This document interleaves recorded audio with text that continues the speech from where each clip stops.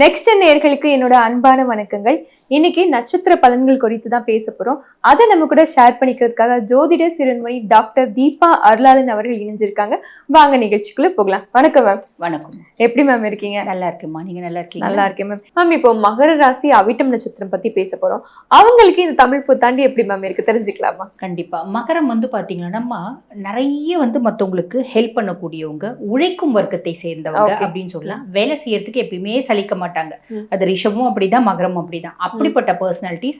ஒரு சிலர் பாத்தீங்கன்னா எவ்வளவு வேலை செய்யறேன், என்ன இப்படி பண்றீங்க, நான் செய்யறதுனோட அர்த்தமே தெரியாம உனக்கு இப்படி எல்லாம் பண்றீங்க, நான் எவ்வளவு உனக்காக தியாகம் பண்றேன் அப்படின்னா பிள்ளைங்களை கண்டிச்சுக்கிறாங்க பாத்தீங்களா, கோச்சிக்கிறாங்க பாத்தீங்களா, அதெல்லாம் அவிட்டமா இருக்கும். ஏன்னா ஒரு ஸ்டேஜ் மேல அவங்களால டாலரேட் பண்ண முடியாது. கோவம் வந்துரும், டென்ஷன் ஆவாங்க, இரிட்டேட் ஆவாங்க, கத்துவாங்க அப்படின்னு சொல்லலாம். ஆனா இந்த மகரம் அபிட்டம் சனியும் செவ்வாயும் காம்பினேஷன் பாத்தீங்கன்னா செய்யக்கூடிய வேலையை ரொம்ப நேர்த்தியா, ரொம்ப பர்ஃபெக்டா, பயங்கரமா ஹார்ட் ஒர்க் பண்ணி சக்சஸ் பண்ணிடுவாங்க அப்படின்னு சொல்லலாம். அப்படிப்பட்ட பர்சனாலிட்டிஸ் இப்ப மகரம் அபிட்டம் இந்த காம்பினேஷன் கடந்த சில ஆண்டுகளா பெருசா நல்லா இல்ல அப்படின்னு சொல்லணும். ஏன்னா 7 நாட்டு சனியில இருந்தாங்க. 7 நாட்டு சனியில நின்னா தப்பு, நடந்தா தப்பு, உட்கார்ந்தா தப்பு அப்படின்ற மாதிரி என்னை சார்ந்தவங்க அத்தனை பேரும் என்ன தப்புன்னு தான் சொன்னாங்களே, என்கிட்ட குத்தம் தான் கண்டுபிடிச்சாங்க. யாருமே எனக்கு நல்லது செய்யலையேப்பா, யாருமே எனக்கு இல்லையேப்பா அப்படின்ற ஒரு அமைப்பு தான். அப்படிப்பட்ட பர்சனாலிட்டிஸ் இப்போ பாத்தீங்கன்னா சனி பகவான் 7 நாட்டு சனியில இருந்து மாறி சகாய சனியா வந்திருக்காரு. எல்லா விதத்திலயும் உங்களுக்கு சகாயம், ஹெல்ப் அப்படின்றத அவர் செய்ய போறார். சோ இது ஒரு பெரிய பெரிய பெரிய பெரிய பிளஸ்மா. அதுக்கும் மேல அவரே ஹெல்ப் பண்ண போறார். அதுக்கும் மேல 6ஆம் மாசத்துக்கு மேல குருனுடைய உச்ச பார்வை 9ஆம் பார்வை அவர் மேல படியுது.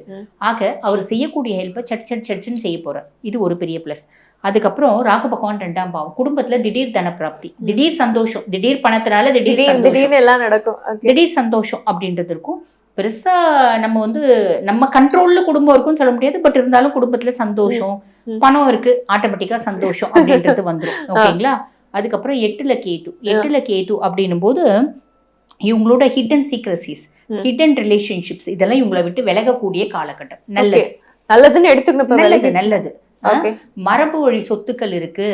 நான் மரபு வழி சொத்துக்கள்லாம் கிடையாதுங்க, நான் சம்பாரிச்சதுதான். இந்த மேல்மருவத்தூர் பக்கத்துல ஒரு 2 கிரவுண்ட் இடம். ஆமா, அந்த 2 கிரவுண்ட் நீ போய் பாத்துட்டு வரல அப்படின்னா எவனோ ஒருத்தன் அதுதான் என் கிரவுண்டு, அது என் கிரவுண்டுன்னு கொண்டாடக்கூடிய காலகட்டம் அப்படின்னு சொல்லலாம். சோ இதுல கவனம் வேணும். ஆரோக்கியத்துல கவனம் வேணுமா. நிறைய பேருக்கு இன்ஃபெக்ஷியஸ் டிசார்டர்ஸ் வரதுக்கான வழியும் வாய்ப்பும் உண்டு. அதே மாதிரி 6ஆம் மாசத்துக்கு மேல குரு பகவானே களத்த குருவா வராரு. அப்ப நிறைய மகர ராசி அன்பர்களுக்கு ஒரு திருமண வரன் கூடி வரதுக்கான வாய்ப்பு.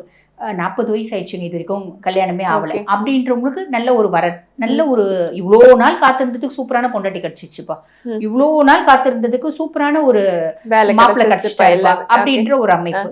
அதே மாதிரி ஆல்ரெடி டிவோர்ஸ் ஆயிடுச்சுங்க, டிவோர்ஸ் ஆகி 10 வருஷம் ஆகுது, இது வரைக்கும் கல்யாணம் பண்ணிக்கணும்னே தோணல, இந்த காலகட்டத்துல தோணும், நல்ல வரணும் கூடி வரும். இது வரைக்கும் கல்யாணமே ஆகல அப்படின்னாலும் சூப்பரா, ரொம்ப இளம் வயசு கல்யாணம் ஆகல, நல்ல ஒரு வரன் அப்படின்றது வரும். இது எல்லாமே ஒரு பெரிய பிளஸ். பிசினஸ் தொடங்கணும்னு நினைக்கிறேங்க, இன்வெஸ்ட் பண்றதுக்கு யாரும் இல்லை, நாங்க காத்துட்டு இருக்கோம், புதுசா ஒரு இன்வெஸ்டர் வருவாங்க, இவங்களை தேடி வரும், இவங்களே தேடி வரும். சோ அதனால ஒரு பிசினஸ் தொடங்கலாம். இவங்களோட ஹார்ட் ஒர்க்னால இவங்க சக்சஸ் ஆயிடுவாங்க, பெருசா யோசிக்கணும்ன்ற அவசியம் இல்லை. Okay ma'am. இவங்க எந்த மாதிரி கோயிலுக்கு போலாமா? பொதுவா பாத்தீங்கன்னா இவங்க செவ்வாய்க்கிழமை தோறும் ஈசன் கோயிலுக்கு போயிட்டு அங்க ஈசனை வழிபாடு பண்ணிட்டு, அம்பிகையை வழிபாடு பண்ணிட்டு, முருகப்பெருமான வழிபாடு பண்ணிட்டு வர்றது நல்ல பலன். கண்டிப்பா. இவ்வளவு நேரம் நம்ம ஒவ்வொரு ராசிக்கும் ஒவ்வொரு நட்சத்திரத்துக்கும் பேஸ் பண்ணி சொன்னோம் இல்லைங்கம்மா. என்ன நம்ம சொன்னாலும் இது கோச்சார பலன் தான், புரியுதுங்களா? கோச்சார பலன் 100% ஒருத்தவங்களுக்கு ஒர்க் பண்ணுமா அப்படின்னா ஒர்க் பண்ணாதுமா. 50% தான் கோச்சார பலன், மீதி 50% நம்மளோட சுய ஜாதகம். இப்ப நிறைய பேர் என்ன சொல்லுவாங்க, மேடம் நீங்கெல்லாம் ரிஷபம் எக்ஸ்ட்ராடினரியா இருக்குன்னு சொன்னீங்க, எங்களுக்கு ஒண்ணுமே நடக்கலையே அப்படிம்பாங்க. அதாவது ரிஷபம் கோச்சார பிரகாரம் எக்ஸ்ட்ராடினரியா இருக்கு, எல்லா பிளானட்ஸும் சூப்பரா இருக்குமா. ஆனா நிறைய பேர் பாத்தீங்கன்னா மத்தியம வயசு ரிஷபமா இருந்தா கூட இப்போ பாத்தீங்கன்னா குரு தசையில இருப்பாங்க. குரு பாத்தீங்கன்னா ரிஷபத்துக்கு 8 மற்றும் 11 அதிபன். அஷ்டமாதிபதியும் அவன் தான், லாபாதிபதியும் அவன் தான். உன்னை கெடுக்காம உன்னை முன்னேற்றவே மாட்டான், கண்டிப்பா நீ கெடுவ, ஏதோ ஒரு விதத்துல நீ அஃபெக்ட் ஆவ, நீ சஃபர் ஆவ அப்படின்னு சொல்லலாம். அதுக்கும் மேல இப்ப ரிஷபத்தை பேஸ் பண்ணி சொல்றேன்னு வச்சுக்கோங்களேன். அதுக்கும் மேல ரிஷபம் சூப்பரா இருக்கு, ஆனா உங்க சுய ஜாதகத்துல சனி தசையில இருப்பாங்க. சனி சுய ஜாதகத்துல எங்க இருக்கான் அப்படின்னா 7ல இருப்பான். ஓகே 7ல இருப்பானா இந்த காலகட்டம் கணவன் மனைவிக்கு பெரிய சண்டை வந்து 2 பேரும் பிரியக்கூடிய சூழ்நிலை வரும். என்ன எல்லாம் ரிஷபம் சூப்பரா இருக்குன்னு ஒரு ஜோதிடர் இல்லாம சொல்றீங்க. நானும் என் கணவனும் பிரிஞ்சே போயிட்டோமே. நானும் என் கணவருக்கும் நடுவுல வந்து பாத்தீங்கன்னா பெரிய இடைவெளி வந்துருச்சு. பெரிய சொல்றதே நடக்கலையே. இந்த ஜோதிடர்கள் எல்லாம் வாய்க்கு வந்ததுலாம் சொல்றாங்க அப்படின்னு சொல்லுவாங்க. ஆனா அது உண்மை என்னன்னா, ரிஷபம் அப்படின்னா எத்தனையோ கோடி மக்கள் இருக்காங்க ரிஷபராசியில. இப்ப எல்லா ரிஷபத்துக்கும் இது நடக்குமா? சுய ஜாதகமும் ஒண்ணு. சுய ஜாதகத்துல என்ன தசை நடக்குது, தசநாதன் எந்த பாவத்துல இருக்கான், தசநாதன் நல்ல பாவத்துல இருக்கானா. பொதுவாகவே ஜோதிடத்துல ஒரு விதி உண்டு. தசநாதன் செய்யாததை புத்திநாதன் செய்யான், புத்திநாதன் செய்யாததை கோச்சாரன் செய்யான் அப்படிம்பாங்க. அப்ப தசநாதன் அங்க ப்ரையாரிட்டி. என்ன தசை நடக்குது, என்ன அந்தர் தசை நடக்குது, என்ன புத்தி நடக்குது. தசநாதன் சூப்பரா இருந்தா 100% நம்ம சொல்றது நடக்கும். தசநாதன் மட்டமா இருக்கான் அப்படின்னா நம்ம, அதாவது மட்டமா இருக்கான்ற சென்ஸ் நல்ல பொசிஷன்ல இல்ல, அதுக்கும் மேல அவருக்கு வீடு கொடுத்தவரும் நல்லா இல்ல, நட்சத்திர சாரம் வாங்குறவரும் நல்லா இல்ல, அதுக்கும் மேல பாபரோட பார்வையெல்லாம் இருக்கு அப்படின்னா நம்மள வச்சு செய்வான். இந்த நம்ம சொன்னக்கூடிய பலன் வந்து 50% தான் நடக்கும் அப்படின்னு சொல்லலாம். ஸோ சுய ஜாதகம் பிளேஸ் அ மேஜர் பார்ட் அப்படின்றத நம்ம ஞாபகம் வச்சுக்கணுமா. கண்டிப்பா. இவ்வளவு நேரம் பொறுமையா எங்களுக்காக அழகா பதில் சொன்னீங்க. நன்றி மேம். நன்றி.